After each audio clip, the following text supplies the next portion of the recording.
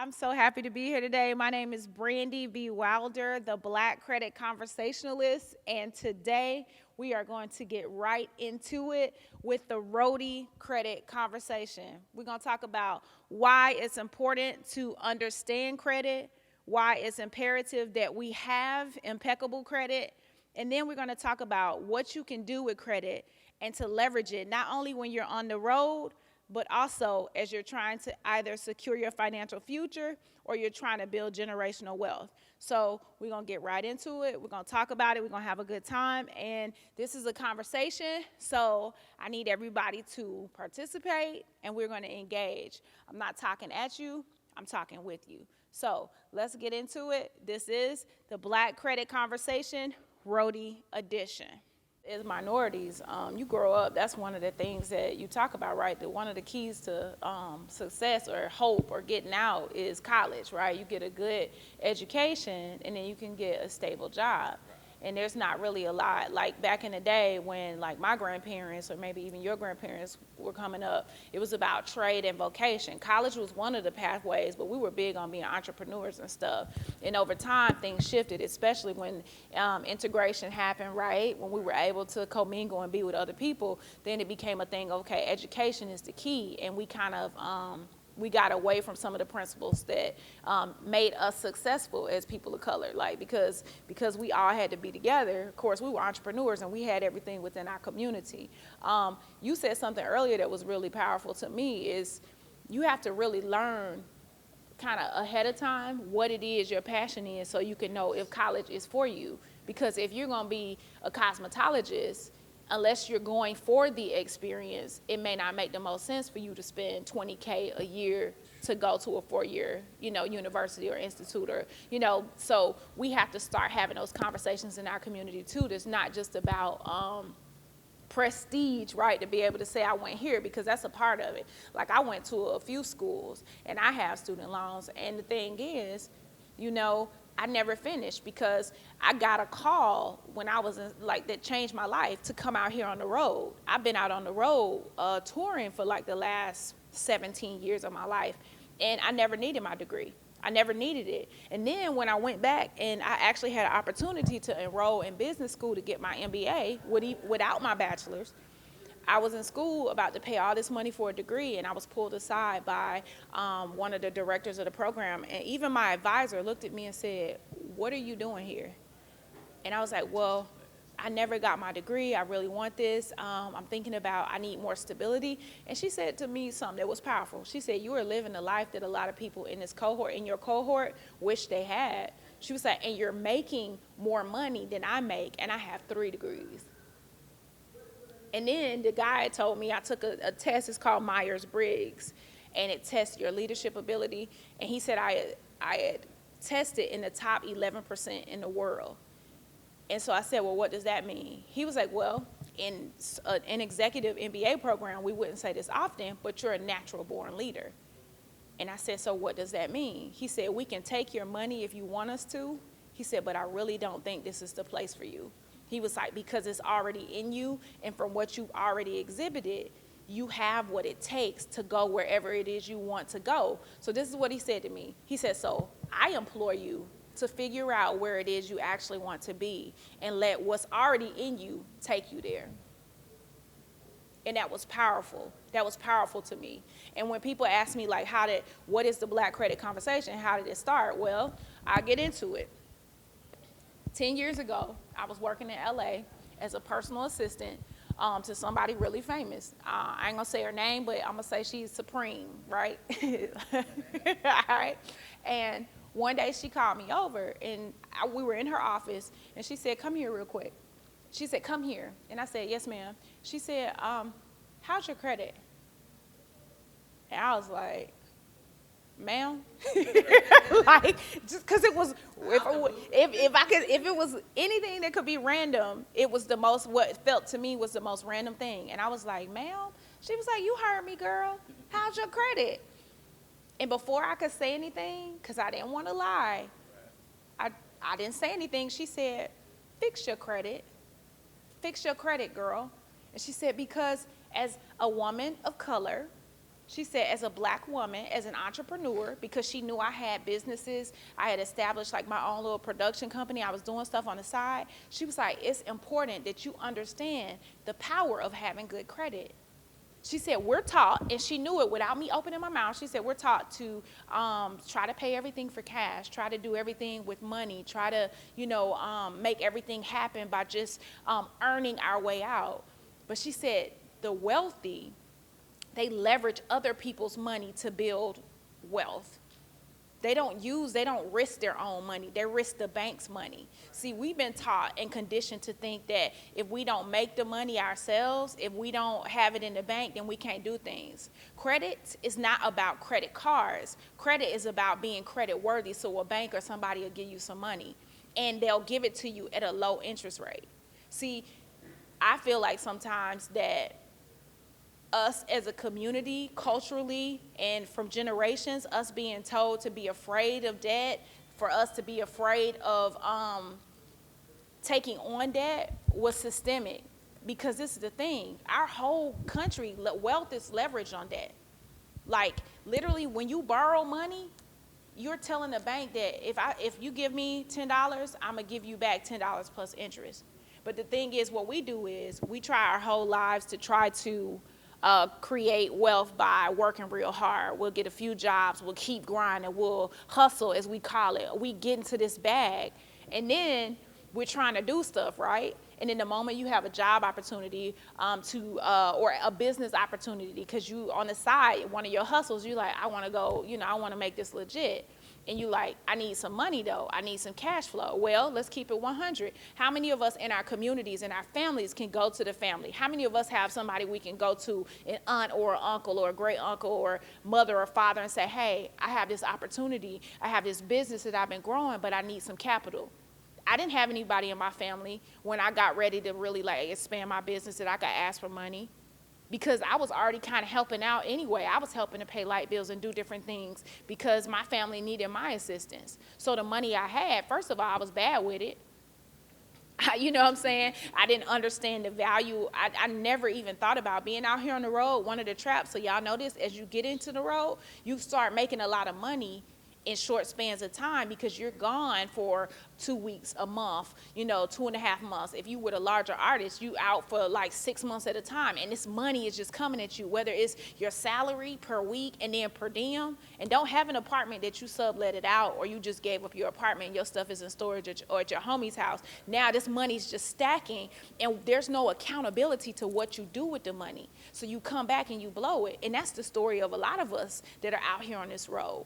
And so again, it's all cash based, and we're never building credit. Well, the thing is, if you never borrow money from a bank, I was told this, she taught me one thing that was powerful during that conversation. She said, just because a person has money, that is not an indicator to a financial institution or a bank that you know how to or will pay it back.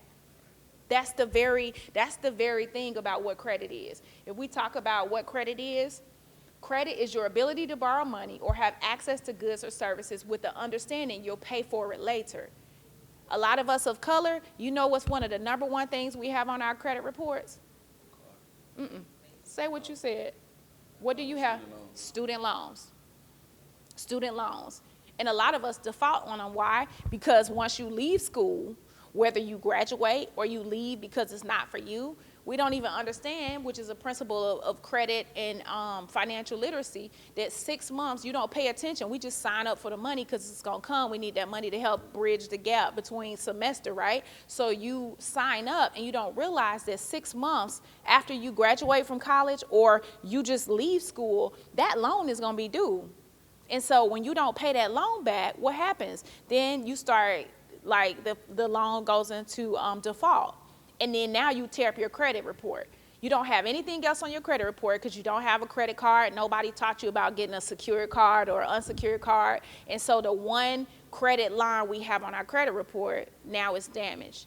Now the little bit of credit that we started building when we got the loan, when we started college, now it's negative, and now it's negatively impacting our credit score. And the thing is, what a lot of people don't know or understand about credit is it's not just about being declined or denied for credit. the lower your credit score, the higher the interest rate on the money that somebody's willing to give you. So like the banks we were talking about, those credit cards and stuff, those are considered these kind of banks. I'm gonna teach y'all about this. Y'all ever heard of credit classifications? So a credit classification is basically how a bank sees you when you apply for a credit card or you apply for a loan, whether it's secured or unsecured. So depending on where your credit score falls, this will tell you whether or not a bank will approve you for credit. So one of the biggest notes I want you to know is if you go and pull your credit score, your credit report, and that's the difference. A credit, you know what a credit report is versus a credit score? Yes, your credit report comes from one of the three main credit reporting agencies, Equifax, Experian, and TransUnion. And then your credit score, you get the credit score by looking at the information that's on the credit report. It's two totally different things. And your FICO credit score is what's important because a lot of people now look at Vantage scores. Vantage scores usually come from like Credit Sesame, Credit Karma. TransUnion will give you a Vantage score if you have like a Capital One card. That's a Vantage score. And while Vantage scores are a reputable source of a credit score, it's not the main score that most people look at. You want to look at FICO. Vantage scores are only used by 10% of lending institutions. The other 90% look at FICO scores, which are, they all come from the three main credit reporting bureaus. It doesn't make sense, but what Vantage is, Equifax, TransUnion, and Experian, they got together and was like, you know what? We think we can do better with the credit ratings. Some of the stuff that's on FICO scores, how they use to compute credit scores, it doesn't really make sense. Like using medical debt for people to say whether or not they're credit worthy doesn't necessarily mean that they won't pay back a home loan or a car loan. So they stop using that to consider things. The thing is, you'll have a really high or a better, Vantage score, and you'll walk into a car dealership trying to get a car using like what Credit Karma told you, and your credit score can be 100-point difference. But that's because FICO, which is the Fair Isaac Corporation, FICO has the lock on credit reporting in America. So you need to focus on that. The other thing is to avoid like needless inquiries where you get declined for credit. Look at what your credit score is and then look and see what kind of bank you're trying to get loans from. So I tell people when they start trying to heal their credit and you start getting your credit score boost, don't go try to apply for an American Express right away. That's the best way to get declined for credit. And also now you take a hit because every time you apply for credit, a hard inquiry, then you take points off your credit score. So now you have a hard inquiry, and if you apply for an American Express, and look at this, if your credit score is between 580 and 619, let's say that, and you go apply for American Express and you get declined, you could have already known that you were going to get declined because American Express doesn't approve people with 619 credit scores because of the type of bank they are. So it's strategic when you're starting to try to build credit and heal your credit, you look for the banks that are going to approve you based on where your credit score is at that time, if that makes sense. So super prime credit is like, it's considered good credit to banking institutions. It's not necessarily considered, it's good credit for credit bureaus, but there are different segments to how they look at credit. Does that make sense? Yeah. So with the student loans, like going back to that, we have to have a larger conversation about like how do we handle the debt. Now, yeah, like the pause on student loans just ended, right? So now interest is building right now, and payments will start being due next month, but interest is accruing now. Did you contact them to see like about like lowering your payment and stuff? Yeah, I did. Okay. Good. What they call it, Income-driven repayment plan. Good.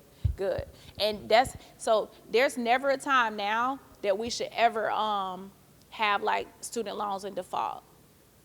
Like if you have, like I tell people, if you have, yeah, that's it. They do. So there's no excuse, and we got to stop running for debt too. If you got stuff on your credit report that's negative, that's reporting negatively, we got to stop like being afraid, because debt collectors, they like, if you look at it, when a person calls you to collect on a debt, that we've been conditioned to be afraid of them. But if you think about it, they're just like us. You think somebody that's calling you to try to chase you for debt like really has some type of power to do, you know, like we've been so consumed. And for me, it came from like watching my parents be, you know, nervous about debt collectors calling, right? And so you kind of like mirror what you see, until I started understanding. When I started understanding the concept of credit and how you can build credit, I realized I had nothing to be afraid of. It's about communication. There's certain laws that have been put in place to protect us as consumers when it comes to our credit and banking. We just don't realize it because we're too afraid being afraid, you know, and so we run, and it makes it worse. When you get a debt collection letter in the mail, you have 30 days where you can respond, and you never have to admit liability. You can tell them, hey, I need you to send me the information you have regarding this debt, and I'll look at it. And they'll say, well, is this your debt? And you just say, I don't know. I can't tell you it's my debt because I'm not really sure about it. Debt collection agencies actually there are two types of debt collection agencies.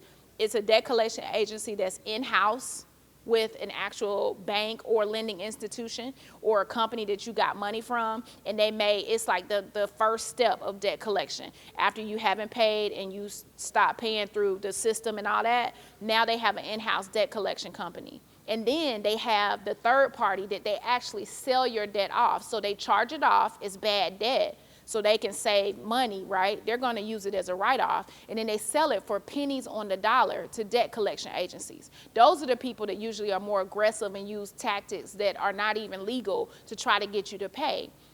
So we have to, with credit knowledge, what I want us to understand is you start learning the system and you learn the game. It's not to game the system, but it's to understand the game. So a debt collector calls you. Now, if you owed them $2,000, they did not pay $2,000 for your debt. They paid pennies on the dollar from your debt. And so debt collectors' main goal is to actually get more than what they pay for your debt. If you owed $2,000, they probably didn't even pay $200 for your debt. So you have to be strategic. Now, they have something called pay for deletion, which a lot of times they still do it, but they don't do it as much because a credit report is actually supposed to represent your credit history and how you pay your bills. So if everybody could just call in and be like, hey, can I give you $350 and you delete this off my credit report because it's negatively impacting me, then credit scores wouldn't be as exactly. So what you have to do is when you call and talk to somebody, and once you realize, okay, as you start the process of trying to heal your credit, you have to be strategic. When you stacking your money, instead of just calling and start setting up payment arrangements with people, you have to call and talk to them, fill them out. Then they start asking you about your income, say, I really just want to talk to you about what are my options. We'll talk about, you know, my income and stuff later, but I want to know what my options are to pay this off. This is really impacting my credit, and you can talk to them just like that. Don't be like pressured or intimidated, and you say, this is impacting my credit. I'm trying to really do some things, and I need to know, is there a way that I can get this removed from my credit report? And if so, I need to get something in writing that says whatever we come up with terms, this is after you've established it's your debt, you know it's your debt, and you really want to look at it, because all debt that comes to you, really, it may not be yours. A lot of people have paid debt and then realize I work with people and they've been in my credit classes and they pull up their credit reports and stuff, and then I'll talk to people. I had a young man that was paying on something, and I said, well, when did you, whatever, when did you open this, when did this happen, whatever. Because I was looking at the dates of the collection that was on his credit report, and I was looking at his age. I said, well, when did you do this? I said, because he was like, well, I don't know where it came from, but I'm just trying to like get my credit straight, and it's impacting me. I said, well, did you ever tell them it wasn't your debt? He said, I didn't think they would believe me. You see what I'm saying? So a lot of it, we get impacted because we don't have the knowledge, and we're just taught to kind of go with the flow and to be afraid and stuff. But the biggest thing is we always have a voice. When it comes to relationships, you have a voice. When it comes to your finance, you have a voice. You have a choice. And we perish for lack of knowledge. And we don't have the knowledge about credit in our community because we won't talk about it. We won't talk about credit like we won't talk about money. You know, and so the Black Credit Conversation is about me helping people understand. As roadies, it's imperative when you travel on the road and you in these hotels and stuff, usually you on the tour bus, right? So you're on the tour bus and you sleep on a tour bus after you do a show, and if you have a show the next night, you usually gonna be on your tour bus, and then you either shower at the venue before you leave, right? And then you get on the bus and you wake up in the morning, you do it again, and you do it again. You go into a hotel, and maybe say if you had 2 days off, a lot of times, you know, you might have one, if you're lucky, you get 1 day off, but 2 days off. When you go into a hotel, a lot of times your hotel is paid for, but your incidentals are not. In a lot of tours, because people started like walking out and not paying their incidentals, they require you to guarantee your own rooms incidentals. Well, if you don't have a credit card, an actual credit card with a limit available, and you use a debit card, those hotels require that they actually pull the money off of a debit card. Now, the danger with using a debit card is, years ago I had a situation, and that was before the conversation I talked about that changed my life. I went into a hotel. I had 2 credit cards at that time, and I had like $2,250 worth of credit available to me, but I maybe was at $1,800 that I owed, right? So I didn't have that much between the 2 cards. Well, I was staying with her at a 5-star hotel. She was up in her room. I had gotten her situated, and I came back down to put my card down for incidentals. And I had already done the math. I was like, well, if I do my debit card, you know, because that's the money that's linked to my account, I'm going to get paid on Friday. You got to do all the math. It's all the anxiety, right? And I'm praying too, right? Because we taught to pray. Like, we going to ask Jesus for his help, right? We going to ask him, because that's what we do. What? I'm like, Lord, please, in the name, I just need favor, Lord. Like, maybe they'll say one day, they'll look at me and see I'm hoping and praying. And I get up to the counter, and the lady's like, oh, sure. And she takes my debit card, because I knew between the other 2 cards I had, I couldn't afford, you know, because when you use a debit card, they take the money. When you use a credit card, then they just put a hold on it, right? This lady took my debit card, and she made a mistake and added too many zeros, and it went through.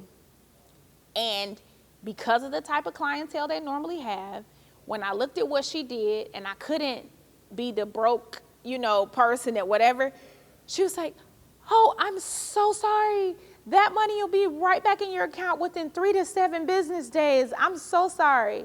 Now, this is my debit card and my checking account, and what she took wasn't even in the account, but my money was going to hit in like 2 days, and my rent was due, and I had already given my landlord a check before I went on tour. So I post-dated a check, and now this money is not coming back. So maybe 3 to 7 business days. I gave her back the card. I said, you know what? Don't worry about it. And I acted like I was just too through, right? And I just said, how much is it? I'm just going to, and she was like, no, I can run it. I said, no, just put the money back, please. I was like, how much do you need per night? And she was like, I'm so sorry. What I'll do is we'll only take 1 night. That'll be $150.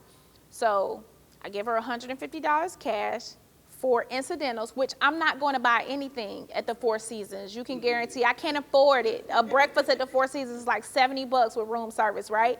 At that time in my life, I wasn't there. So I give her the $150, and I walk to my room, and nobody's on the elevator. I just start crying. That was a moment for me. Before the conversation with her, I was like, I got to get myself together. I cannot live like this. I cannot. This is too stressful. This is too much pressure. And then so what I started doing was I started just paying that credit card off, the one that I had the highest amount of credit available to me. I started paying that joint off. Every time I got per diem, I just started throwing that money off. I was like, I'm using this card. This card is just going to be for hotels. That's all I'm using it for. When I got to travel with her, when I got to travel and put incidentals down, this will never happen to me again. So that right there, to me, as we call it, that was my come to Jesus moment. I was like, I'm not having no card. I almost maxed out. Forget that paying the minimum payment or up $25 and putting an extra $10 like we've heard. I'm going to pay a little bit more, because let me tell you why. When you just pay the minimum and a little bit more, all you're doing is paying interest. You barely are hitting the principal of what you owe, and that's how you get locked into credit debt. The credit trap, let's talk about it. In our community, they say stay away from credit because it's a trap. Only rich people and white people can have good credit, right? And it's not even true.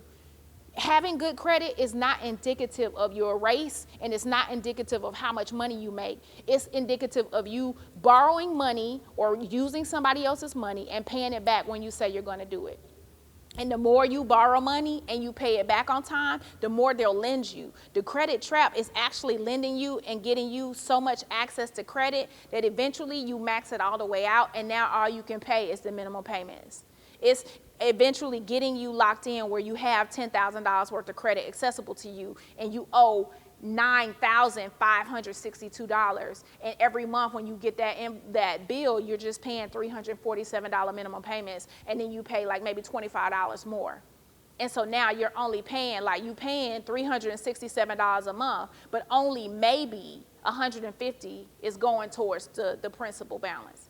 That's the credit trap. It's to get you so locked in and comfortable with debt that the banks just keep making money. What we got to do is we got to understand and see the trap. See, animals are, while we're the most intelligent beings in intelligent design because we can reason and we can think, animals even know that if they fallen in a trap once before, when they come back through, I've seen it on the National Geographic, and it was showing like where you set a trap. If a bear has fallen in a trap before, now that bear, when he come back by the same place he came before he walks, he'll step.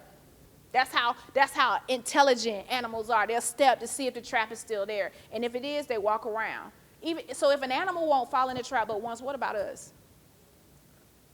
We know. The trap is not because I'm black, like they're trying to get me. No, banks will give us, yes, there is systemic and institutional racism that still exists with lending. Color, I try to help my students understand that we should have a colorless credit profile. And while it should not be that way, it's not fair that we have to do that. But there is still intrinsic and systemic racism that still exists in our lending institutions. We have a history of things that have been done and still happens like that we don't pay attention to, redlining in our communities, where we designate a whole area that's full of blight and crime, and then you make it where like prime lending institutions, super prime lending institutions won't lend to people that want to borrow in these communities. So how do we get loans? We go to more subprime and deep prime or near prime banking institutions that will give us a loan, but it costs us more for it. So how do you use that to your advantage? You can get a house with a 580 credit score. There are a whole bunch of programs out here that help us. But if you go in with a 580 credit score, the house that you buy with a 580 credit score or even a 620 credit score, if I walk in and I buy it with a 775 credit score, you're going to end up paying about $150,000 to $250,000 more for that house over the life of the loan in 30 years. Look it up. That's the credit trap. And if you're paying way more in interest every year for the same house that I can pay for with a 775 credit score, what happens? I have extra money to do extra things to help my family create generational wealth. And what do you have? A debt trap, along with all the college and the student loans you racked up. And now you out on the road touring with whomever, and you're not even using your college degree. So we got to get to the point where we get our credit straight, where we can do things. So now I had this conversation with her, and I became a student. At the end of the conversation, she said to me, the next time I ask you about your credit, you're going to tell me you have excellent credit. And I said, yes, ma'am. And she told me it's nothing to be ashamed of, because she saw the horror in my eyes when she asked me. It's like, oh my gosh, first of all, it was the sheer fact of who it was asking me at first. But then it was the fact she was asking me, like, if somebody normally, come on, in our community, somebody be like, hey, what's your credit look like? You'd be, Maya, what? why you asking me? Why, like, where did that come from, But the sad part about it is we don't even ask each other how our credit is. We don't ask about anything. But our counterparts, they talk about everything. Credit, they talk about divorce, they talk about sex, they talk about bankruptcy, if they filed it, if they're thinking about filing it. Everything for us, we scared to talk about it. There's a stigma that's cast over so many things that it keeps us from growing as a community. We got to learn how to open up. We got to learn how to talk about the things that actually matter, because it's keeping us back. Building your credit will help you leverage it to start creating wealth for yourself. I started building my credit, and my personal credit got strong. And then I was able to use my personal credit to leverage it to build business credit. How? So we talk about all these hacks now online, right? They be like, I'm going to put you on game. I'm going to run the plug. I'm going to show you the play. I don't believe any of that. I don't teach it. There are things you can do, but a lot of it is temporary, and it's short-lived, and it requires you paying other people to help you do things. I teach people, if you fix repair and heal your personal credit or just start establishing personal credit, then you will automatically open the doors for business lending opportunities for your business. A lot of people don't know, as long as you legitimize your business, you get a business license or you get your articles of incorporation from the state that you're in, that doesn't cost that much. You don't need to pay anybody to do it. An EIN online, an employee identification number is free through irs.gov. You can even say, if you haven't even established your business very long, they have a section where you can put, I am getting this EIN specifically for the purpose of starting a business and having a bank account. You don't even have to say that you going into business. You can say, I need a bank account for this business, and they'll give you an EIN. And if you have impeccable personal credit, and I can tell you this from experience, I started the Black Credit Conversation in 2020. In 2021, at the beginning of 2022, I said, you know what? I want to go ahead and stop commingling, because I have the B-Side Productions. The B-Side LLC is my umbrella company, right? That business is established, it's been around, and I had business credit. But now I have impeccable personal credit, and I bank with a lending institution. I bank primarily business-wise with Wells Fargo. So because I'm a student of credit, because I understand, that's why I'm telling y'all, knowledge is key, knowing your rights, because sometimes if you know what you know, people that work in banks will tell you what they think they know. And when I know something for sure, you can't tell me. If I know for certain that I know the information is correct, I don't care what your title is, I don't care what your position is, I'm going to stand factually on what I know, I'm going to be respectful, I'm going to keep it professional, and then I'm going to do what I know I can do based on my consumer rights, right? So I go into the bank with Wells Fargo, and I say I'd like to open up a business account for the Black Credit Conversation. I give them all my documents, and as the guy's running everything, and I said, also, would you see if I am pre-approved for any lending offers? And he's like, oh, we don't do that. I said, yes, you do. And he said, I've never seen anybody do that. I said, yes, you can look and see. If you do it this way, I won't have a hard inquiry on my credit report, because I could see he wasn't understanding why I wanted him to look for pre-approved offers. And he was like, you would have to apply for credit to do it. I can look and see if you're, like maybe if you have some offers, available to you that you could apply for. And I said, no, you can look and see if I'm already pre-approved. Like pre-qualified and pre-approved are two different things. And he was like, yes, I understand. I work here. I said, I understand. So the guy goes in and he looks and he's like, oh, wait a minute. Yeah, it is a way I can see. He's like, would you be interested in a credit card or a line of credit? I was like, both sound good, but if I have to pick, for the purposes of this, I'll say a credit card. So the guy, he goes into the system. Black Credit Conversation has not made, I hadn't made any money because I was just putting all the money back into the business. I showed zero. I wasn't just writing off returns. Like, I was literally putting all the money. So I was not profitable, but I had A1 credit. Brandee Wilder had impeccable credit, and I had a banking relationship with Wells Fargo. The guy clicks in it, and he looks up, and he's like, and I thought something was wrong. And I said, is everything okay? He was like, yeah. He was like, they just approved you for a $25,000 credit card. And his face was like, now mind you, on the inside, I'm like, what? Like, like I was thinking maybe 10,000, right? $25,000.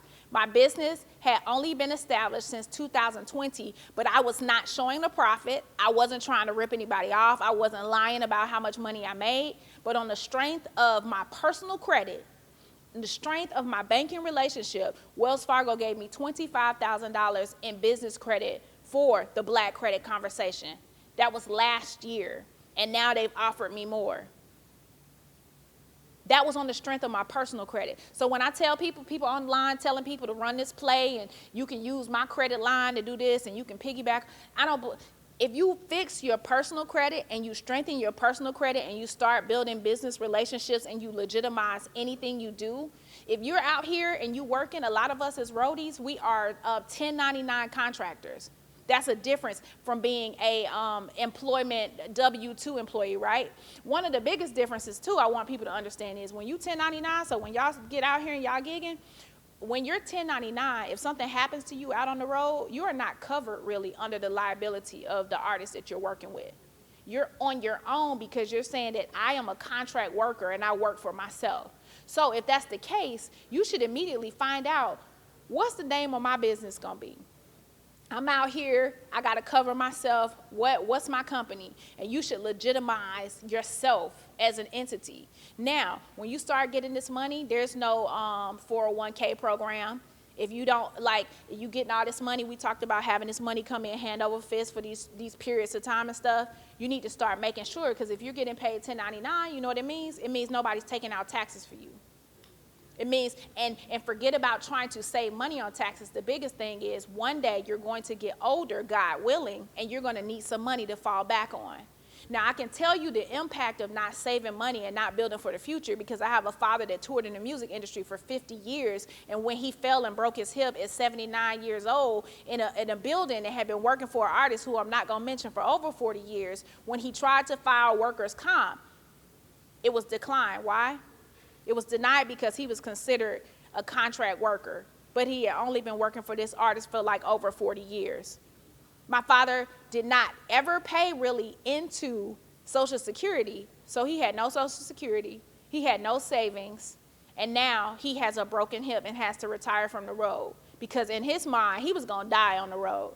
He was almost 80, he broke his hip 2 weeks before his 80th birthday, but he looked like he was like 69. Because he was one of those dudes, you be out here on this road. The road will do two things to you. Either it'll make you vibrant or it'll bring you down. You know what I'm talking about, right? It'll give you life or it'll take it away from you. My father doesn't drink, he doesn't smoke, he doesn't do any of that. So for him, he was vibrant and vivacious. But as soon as he broke his hip, his physiologically and psychologically, everything came together, and he was 80 in like 6 months. But the thing was, the burden, going back to what happens when we don't prepare for our future, the burden fell on me. The burden fell on me financially. And he had not saved up. So what you need to do is start putting money into a Roth IRA. So instead of trying to run the play or try to, game the system, a good way to avoid taxation is to open up that Roth IRA. Since you're 1099 and a contract worker anyway, now up to $6,000 of your income, you can use some of that in pre-tax. So what does that mean? If you make $50,000 on the road in 2023, when you report your income, now it'll be that you made $44,000 because $6,000 went into your retirement. And that's a way, and the wealthy use those type of vehicles to be able to avoid taxation. Because you don't really want to go around just showing that you didn't make any money, because the problem with that too is, as somebody that's self-employed, if you make $150,000 in a year, but you have $120,000 worth of write-offs, yeah, the IRS might not get you, but guess what? You want to go buy a house now, but you didn't say that you had $120,000 worth of losses on $150,000 worth of income. Now, guess what you told the underwriters? You told the underwriters I only made $30,000. And we don't get that. We don't get that, because again, we be trying to game the system. We try to run the play, but it's like you got to be strategic. We got to think about things. We got to start like not just being emotional and driven by emotion, but we have to be driven by information and know what it is you want to do. Credit, leveraging other people's money as you build wealth and you have money that's tangible. I put a lot of my money into not only just life insurances and my Roth IRAs and different retirement accounts and investments. I put that money there, and then I will borrow money from the bank using my good credit to help me leverage opportunities. Like I mentioned, I have a game, the Black Credit Conversation. I just ordered 1,000 units of that game over in China. It's gonna take them to get back into January 2024, but the total overall cost was like $15,000. I didn't take, and thankfully, thank God, and not flexing, I could have taken $15,000 cash and paid from that out of like an account or something, but I was able to leverage the bank's money to pay for this on a 0% interest business credit card. So what does that mean? I just took $15,000 of the bank's money. For 18 months, I have 0% interest, which means that if I pay that back before the 18 months is over, I won't have to pay any interest. It was an interest-free 0% interest loan. It's all in my business's name. You got me right. It's all in my business's name. It's not impacting my personal debt to income ratio. And now with these 1,000 games, with my markups in the game versus my costs, if I do what I'm supposed to do and I sell these 1,000 games, which I'm donating 100 to schools because it's an educational game, the 900 games that I have, I should make about $20,000 profit even after I pay the money back. And now what do? I take that $20,000, I'm gonna go buy more games, and now hopefully within the next 3 to 4 years, I'm on trajectory to be a millionaire by blessing and helping my community, but also using the bank's money. And it shouldn't cost me a thing if I do what I'm supposed to do. That's the power of having good credit. It's not to flex and buy all this foolishness that we do and all this stuff and over in Dubai, which is cool, but it's about how do I take what's right here in front of me and leverage it and create wealth that's going to help bless my family and take the stress off of me as a long run. So that's what the Black credit conversation is about. It's about helping us understand to see past just how just getting a credit card to be able to buy stuff. It's about having access to low interest, affordable credit that will help us to create wealth that can be substantial and long lasting. That conversation I had was 10 years ago. 10 years ago, I did not own a piece of property in my name. Today, I just sold an Airbnb like at the beginning of this year, but I have a house that I now take care of both of my parents and my mom's sister that's 74 years old. I pay the bills. I have a house that's a very nice house. I have an interest rate that's 3.5% interest because I got the house in 2020 before this whole bubble happened. That house that was purchased in September of 2020 has $265,000 worth of equity. That is generational wealth. And it literally came from a 45-minute conversation with an artist I was working for that cared enough about me to say, get your shit together. Now, she didn't say that, but that's what she said without saying it, right? And it changed the trajectory of my life. To this day, when I sit sometimes and think about it, I get emotional because what happens is, too, we got to stop being ashamed. We got to stop being prideful. Because what happens if I would have told her I had great credit? What would I have said if I said, oh, I have amazing credit? Y'all know that whole conversation might not have ever happened. I might still be sitting, living paycheck to paycheck and struggling and figuring. Now, I would have eventually gotten more credit, but it wouldn't have been what I have access to. It wouldn't have been what I'm fortunate to have now. But because I was honest and was like, you know what? I don't know why she's asking me this, but I'm going to go with it. I'm just going to listen, and I'm going to respond as need be, and that just bless my life. So let's get into the other conversation. I know. What time is it? I know we have to 11. Okay, so we won't have that much time. But you had some questions, right? I be thinking I'm speaking at a normal tone and I be mumbling. My bad. No, my question was about taxes as a roadie, as like being on the road, because of course, like you said, they don't take out taxes when we get paid. So this is my first time having to do it, so I don't necessarily know the process and also what would be considered as write-offs when doing our taxes and all that good stuff. So write-offs is going to depend on your personal situation, but there are some things that are automatic for people that are self-employed. Like you can write off certain portions of your meals, but it's just your meal, and you have to be a certain amount of miles away from where you live. If you fly out of Hartsfield Airport, you can no longer write off your meals at Hartsfield, believe it or not. Like, it's crazy. I was told that by my accountant. Yes. And I was like, well, even if I'm on the road, they were like, it depends. You have to have proof, but normally you have to be a certain amount of miles away because the government says you could have eaten before you got to the airport, right? So certain meals, when you're on the road, when you make this money and you eat, the meals that you have when you're on the road, those are things that you can write off. So any meals, so you should be keeping count of your receipts, like all your receipts for your meals, and I even notate my receipts. And so I don't lose them just in case you get audited, they're gonna ask you for physical receipts because I've been audited by the IRS. One of the biggest things you should know is as a roadie, and I was told this by my auditor, the music industry, we are the most audited group, because we have all of this money that's coming in, and we have all these write-offs and stuff. And although they get receipts from us, it's a hard way to track it. So having hard proof, you should be taking a receipt of any expense you have on the road.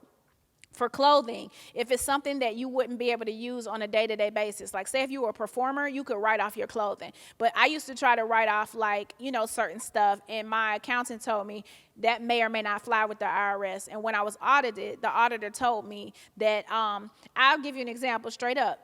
Because I'm a stylist and a lot of how I look, it used to indicate what kind of clients I got. So I do have some higher end brands and stuff. And I wasn't trying to game. I just put like a Louis Vuitton duffel bag that I use on the road. And the guy was like, yeah, they're not going to pay. They might pay for Tumi, but Louis is not something that's necessary. So we're going to give you a certain portion of this, and we get your argument that you're a celebrity stylist, but that didn't fly in my audit. But they gave me half credit and half portion for that. So anything that has to do with even your entertainment, say you on an off day and you spend $20 going to the movie theater, you can write that off. It's entertainment, and it's something you're doing on the road while you're working. So those are things that you can write off. If you got sick, you can write off medical stuff. Now, the thing is, there are standard deductions, and then you can actually itemize stuff. And when you itemize, you can decide what's going to be most advantageous to you. Because for medical bills, it has to be up to a certain amount. And then afterwards, that's when they start doing the deduction. So if you're blessed with good health and you don't spend a lot of time in the doctor's office, or you don't have a lot of medications that cost you a lot of money, you may want to take standard deductions. So anything, if you have an apartment, or if you live, like say if you had a 1-bedroom apartment and you are working out of that apartment, you can write off one room. If you set it up as an office, you can write off the square footage of that apartment space. It does not have to be a house. It can be an apartment. So if your rent was $2,000 a month and you have a 3-room facility and it's a 900 square foot apartment, they'll ask you how big is that space that you work in, and then they will actually let you deduct a portion of your rent on your taxes. So there are a lot of different things. You just want to keep receipts. Now, one of the good things about having certain credit cards is once you start, like say if you have an American Express or you have a Chase, a business cards will actually have resources for you to just be able to, it'll itemize and categorize what you're spending, so you don't even need those physical receipts, where at the end of the year it'll actually say you spent $5,000 on airfare. So that's good. Your baggage when you fly, I'm gonna give you a tip, like read between the lines. If you are going up to the counter when you go to the airport and you pay for baggage and you get that receipt, I know what you have to do with that receipt, but you take a picture of that receipt and you put it for your expenses, and then you write that off, like because you pay for baggage, okay? If you have your flights, if you fly with Delta, Southwest Airlines, you're going to see, if you ever looked into the app, I tell everybody to get the app. You see the receipt for that airline ticket. You flew with that airline ticket. Money was paid for that airline ticket. You want to screenshot that. You want to send it to yourself. And that airline ticket costs money. And when you do your taxes, I'm just saying, that money was spent. So that is a write-off. Catch it. That's a write-off, right?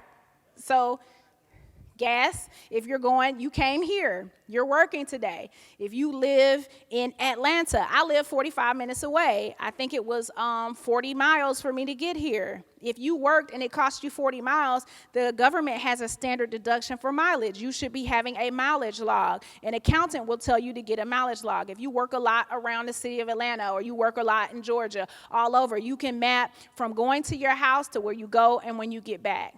And if you're going for places in between for your job, you can also write off that mileage as well.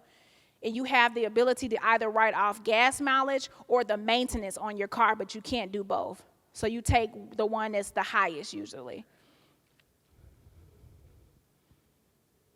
And so like as a 1099 worker, you want to leverage, like start building your good credit, like your personal credit, and we'll talk about it. I'm going to help you heal that.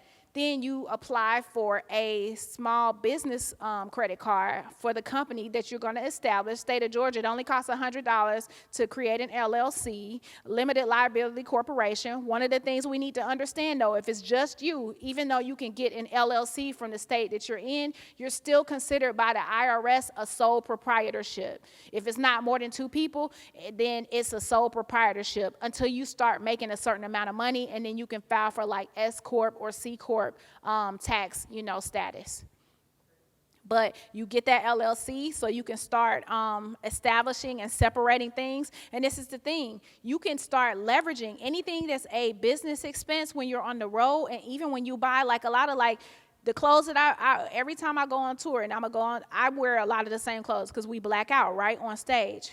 And I'm a creature of habit. So I wear the same during the summer. Target has these tank tops I love. They're like $10 to $12, right? I'll go buy 5 of those tank tops. I'll go to Macy's or Nordstrom. I'll buy 5 pair or 4 pair of leggings. I'll go buy maybe 1 pair of sneakers and maybe a pair of boots. And then I use my business credit card for that because that is a true business expense and it's for work. And that's itemized in my American Express or my Citibank receipts. So I take pictures of my receipts as a backup just in case I'm ever audited again, but I also have that running report that Citibank and American Express is keeping for me. And this is the thing, if I want to wait until I'm paid to pay for those things, then it's not reporting on my personal credit report because American Express that's separated under my business. So you want to be able to, one of the games or the plug is learn how to separate your business expenses so that when you are using credit and you're leveraging credit, it won't impact your personal score.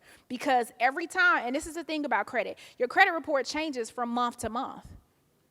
It's not the same. So if your score drops, and we have to not be so afraid to let our credit score take a dive, because I do that. Like, I'll give you an example. One of the biggest things, and this was my personal credit, because I don't commingle things anymore. I'll be honest. When I started and realized I could charge stuff on my business cards and it wouldn't report on my credit report, I was tempted initially when I started learning about credit. I would put stuff on the business side, and it'll be like, okay, but I was falling into a trap, right? But then I learned, you can always heal your personal credit, and it actually encouraged me to go ahead and pay stuff off quicker so it wouldn't impact me long term. So I talked about with what's going on right now with our industry, there are rumblings of COVID possibly happening again, right? And we know what happened. We didn't tour for 18 months. COVID shut down February 2020. If it was like y'all, by March 2020, every gig I had went away. I did not go back out again until July of 2021. So, but I never missed a meal. I was able to live exactly how I lived before. And because I was legitimized, let's go back to that, why it's important to legitimize. It was one of the first times that I know of in history that the government provided support like unemployment to contract workers. And I could show that I was a contract worker, so I was actually getting unemployment every week. And those checks were incredible. It was like, oh my goodness, I never missed a beat. But the blessing was I was legitimized. So I could prove I wasn't nervous. I wasn't scared. The government looking for people now. I'm not scared that they're looking for me. I was able to get 2 PPP loans. They weren't very big because, again, I didn't try to game the system. All I did was submitted my tax returns, and they gave me like 2 PPP loans at the time. Because what I do is on the road, this is a play for y'all as roadies. I actually, because I tour with different artists, and I want to pay into Social Security and I'm paying into my Roth IRAs, I let like one of the artists pay me W-2 and I let the other artist pay me 1099. Well, what happened? I was able to get unemployment through the artists. Now, I couldn't get them simultaneously, so when it was running out, I would decide, okay, so I can apply for this unemployment through the artists because they had already done the paperwork for all of us. And then I also was able to get it through my company. But doing that now consistently without COVID in the picture, what it does is, because when you're out here on the road, and what I was talking about, you go on a tour, you got all this money coming in. Now, yes, your tax rate, it's going to hit you. It hurts. It hurts when you start getting these checks and you look up and the government has taken $1,200 in taxes from you a week. It hurts my heart. But on the other hand, I'm paying and reducing my tax liability at the end of the year, and I'm paying into Social Security. I looked at my statement because I've been touring like full time for like the last 17 years. If I had to retire today, I think I would get like $3,000 a month. With where I am now, I could live off $3,000 a month. I could do, if I had to do some stuff, if I needed to, I could figure out how to, if I had to do that. But that's why it's important to both pay into Social Security as a roadie, because I talked about my father who was injured and he didn't pay anything. My mother never really worked a lot. The little bit that she did have, when you are married, you can actually, if the person doesn't have that much Social Security or none at all, the government will basically give your spouse half of what you get per month. So combined, my parents get like $700 in Social Security. That's how little they paid into the system over years. My father's 84, my mom's 68 years old, and that's all they have coming in. They both live with me, of course, and I take care of them. But that's, again, going back to that whole generational wealth argument and why it's important for you to establish yourself. Like my narrative is already different because I did something different. And credit helped me do that and leverage it. So if you separate everything, you won't impact your personal score. But going back to what I was going to say is my deck, I realized a month ago, my deck had water damage. And I was walking down before I left to go on road, and I fell right through the last step. And I have a dog. I got 2 parents with dementia, so I'm like, and this deck is up high. You know, the leads down. My mom lets my dog out sometimes. So I had to get the deck repaired. Call the people out. The deck to repair it, everything was $6,800. I was like, man, I do not want to spend $6,800. I'm thinking I'm about to go on the road. I've looked at what I was going to do with all this stuff, but that goes back to like this whole credit thing and understanding that's the cost of ownership. See, if I was renting the deck, I would have called a landlord. But if I was renting the house, I'd call a landlord. Because I'm the owner, I had to fix it, right?